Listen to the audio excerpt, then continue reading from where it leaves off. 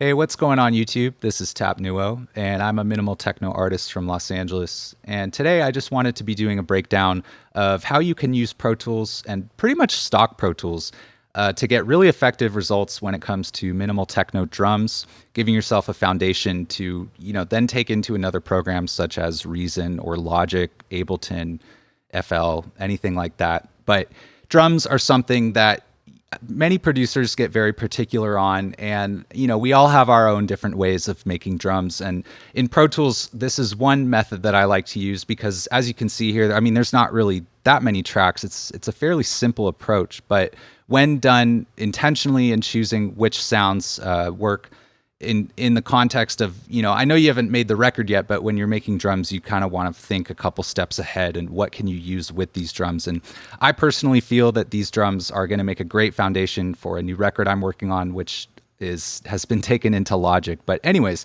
let's go ahead and listen to what we're actually going to be working on today.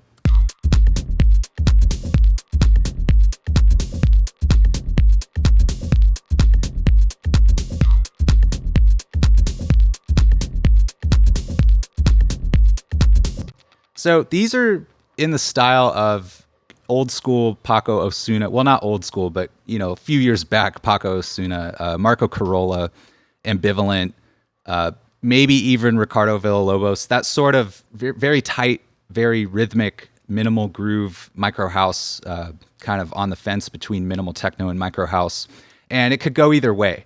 And that's the great part about this. You could do a full-on bass line and go and with chords and make it a little more of a house type of record, or you could add some more syncopation and take it into a deep techno record, really driving, rolling techno record. And drums done in Pro Tools, I mean, the great thing is you can both take them into another project, but like you can print them out and then work on another project and then import just the synth parts or whatever else and actually finish the record in Pro Tools without having to lose, like, you still can adjust all these different plugins and whatnot. So I wanted to show you the kick drum, and let's just start with that and see where we're starting from.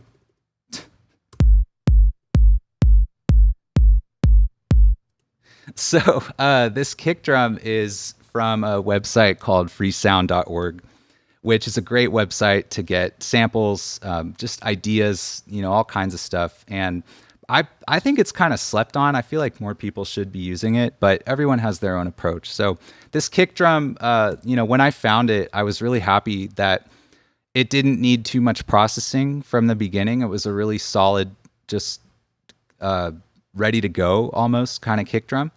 And when I mix my records, I try and do them all analog, or as often as I can do them analog on an API console. So when I heard this, I kind of knew where I could drive it on the board on the API, and just apply a little bit of post-processing. So the only thing we've got going on here is the decapitator with the drive set pretty low and the mix not even set to halfway on the T setting, which is a little bit more of like a tube. It's a little warmer. And Decapitator is a great distortion plugin. So I can actually take off Decapitator. Let's hear what the kick sounds like just without it. Ooh. So that's without it. And then let's turn that on. So it kind of brought it up in the mix a little bit. That distortion will cut through on small speakers quite nicely.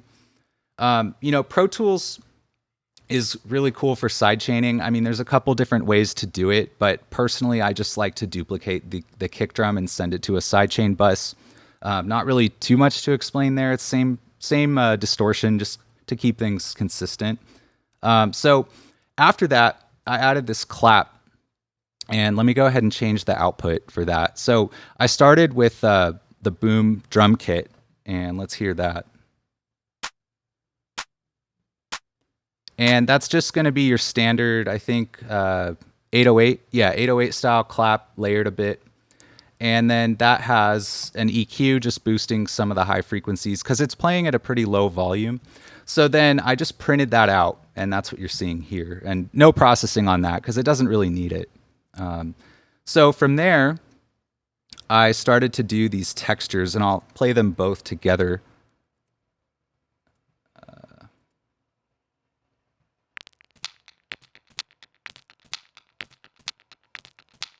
So with the clap and the kick, I mean, that's a pretty solid foundation. And let's go ahead and dive into what is going on for this first texture. Where are we at? Texture 1. Yeah, so we're running Expand, which is a great instrument in Pro Tools. And let's see, that's running, it's playing like a drum loop, but it's playing only a couple notes, so it's not really playing the whole loop. And I think different notes are different sections of the loop, if I'm not mistaken. Some EQ, just to take out certain frequencies that I didn't feel were appropriate and boost some other ones that I thought were appropriate. I tried running this lo-fi on there. I didn't really want it though, so I just bypassed it. Some EQ, lo-fi, different lo-fi. It's different also later on in the chain. But that EQ, I mean, I guess technically that's not going to affect it too much. But again, this is like when you're creating, don't get too hung up on the actual mix, because like when you're doing sound design, you can get away with mixing it a little bit later on. But again, you want to start with a nice foundation. So don't like make it hard on yourself. Don't give something no mid-range and then try and boost that back in later, and stuff like that. So then there's a filter gate running. And just for sake of example, let's actually take all these off and I can kind of play them for you as it goes along.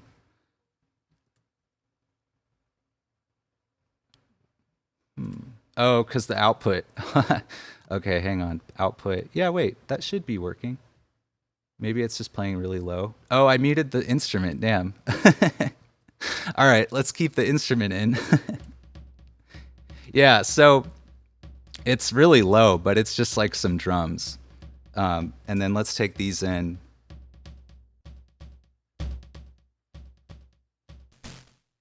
Yeah, so this lo-fi, it doesn't really start to change until the lo-fi plugin comes in. The other one was doing more distortion. This one's adding more noise, thinning it out a little bit. And then the filter gate, let's turn that on.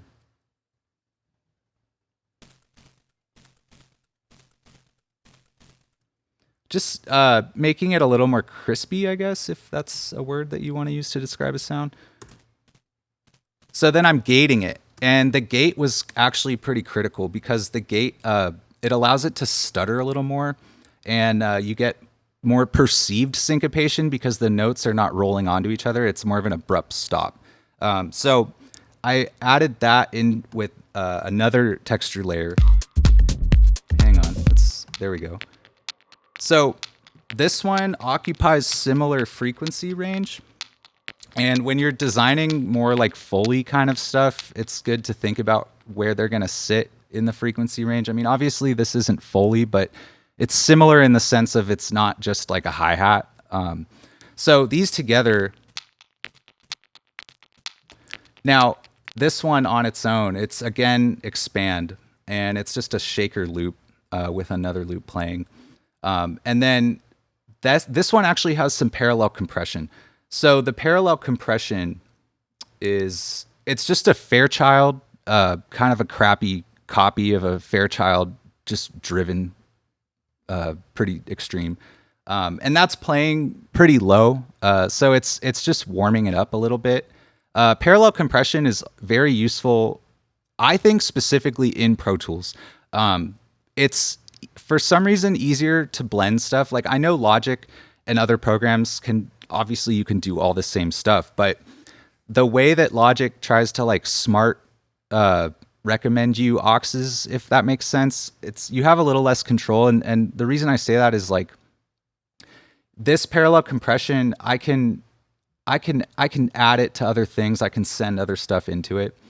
And Pro Tools, like some of the stock Pro Tools plugins, like I think this one is a stock Pro Tools plugin. Like it's on its own, it's not the best, but it's so dirty that like for parallel stuff, it actually works pretty nicely because you don't need the entire sound. You just need a little bit of it in there. So those textures are then playing alongside the boom kit again, and I'll solo that and play that. So just some hi-hats. And, that's just drawing those in. just myself and trying different settings and dynamics, swing and all that. Different types of drum hats. You know, there's all these different options for each one. Uh, so then that has some lo-fi distortion, and let's actually take that off and kind of hear what we're working with without it. And then let's bring that in. Not really doing that much. So the EQ is just boosting a little bit of it. But you know, this is like raw drum design. So as long as your drums like as long as they're pretty balanced from when you're actually writing them in and adding the pattern and all that, like you shouldn't have to mix them too much. I mean, it's the kind of thing where maybe just like some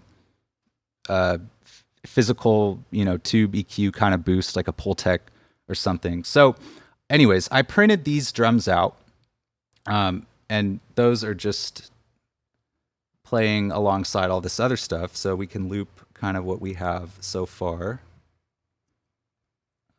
Let's solo all this stuff. And there's a good bounce going to it. But, you know, it needs more than just a kick and hat and clap. So next we're going to go into the toms. And the toms, let's change the output. The toms are going to sound like this.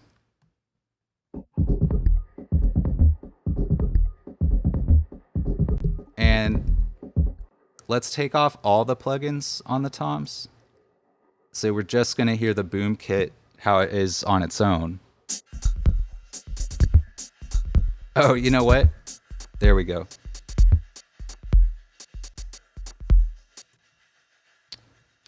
Let's mute that for now.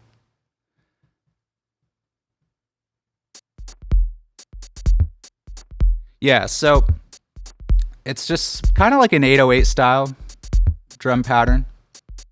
And that's running alongside some distortion. You can hear it dirty, get dirtier. Hear it dirty. All right, then a little bit of EQ. Well, actually a lot of bit of EQ. Filtering out most of the stuff above like 200 or 300, 400, somewhere around there. Then some lo-fi. A little more distortion. It's a different type of distortion though. Devil Lock, which is a compression and distortion of sorts, but it's pretty gnarly. And then some EQ, more filtering, and more filtering. I mean, I could have just done, you know, a single EQ with the multi-band, but whatever.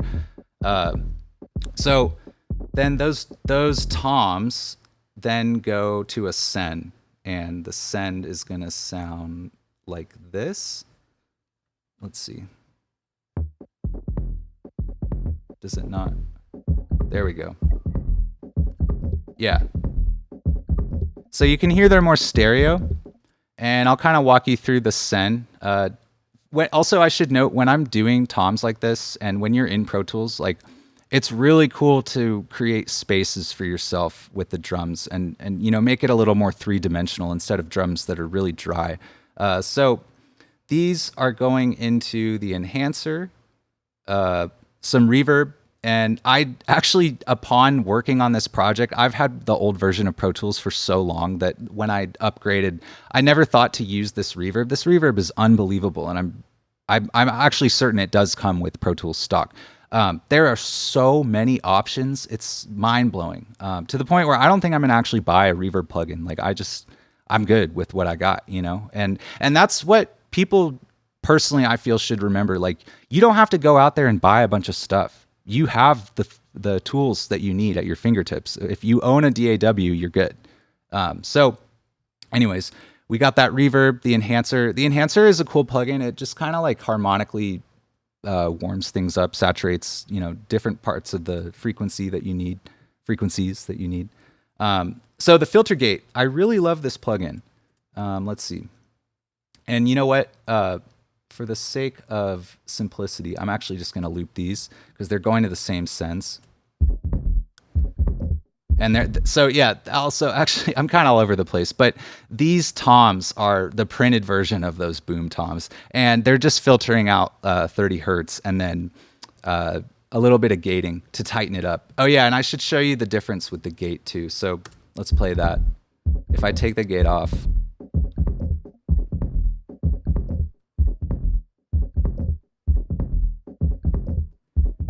and that goes back to what I was saying earlier about like when you're gating sounds, it gives a more, I guess, perceived syncopation. It kind of cuts space in between the beats that you can then work with down the line and create space for yourself to not have everything sound so crowded and get your low end to actually roll and actually move and bounce and not just be this wall of a sine wave that rumbles everything and doesn't have any movement to it. You know, muddy bass basically.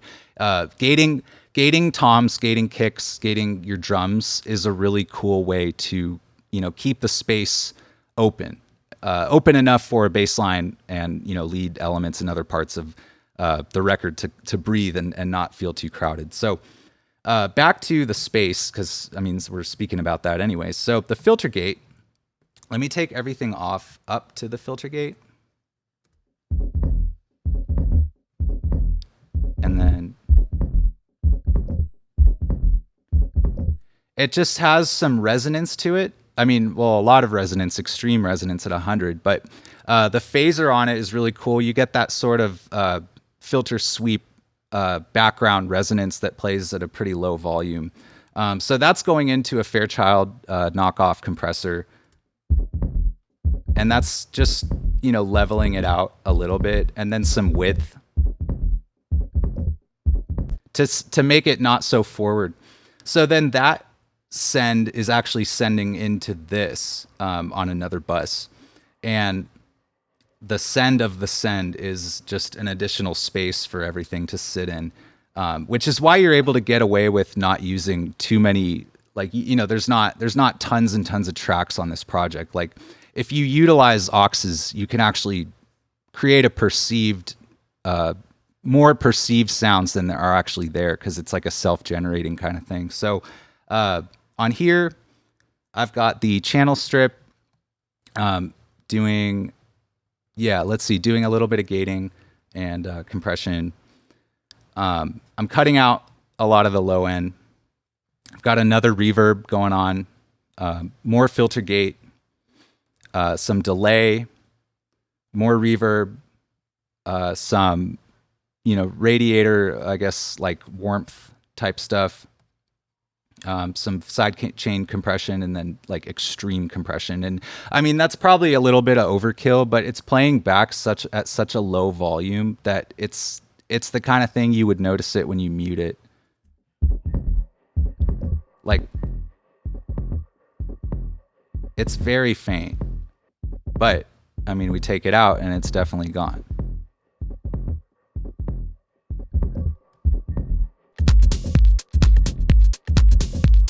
But that filter gate, the resonance sweep on that, it creates, once all the drums are in there and it's all rocking together, it creates like a background melody almost. Call and response, I guess, would be a better term.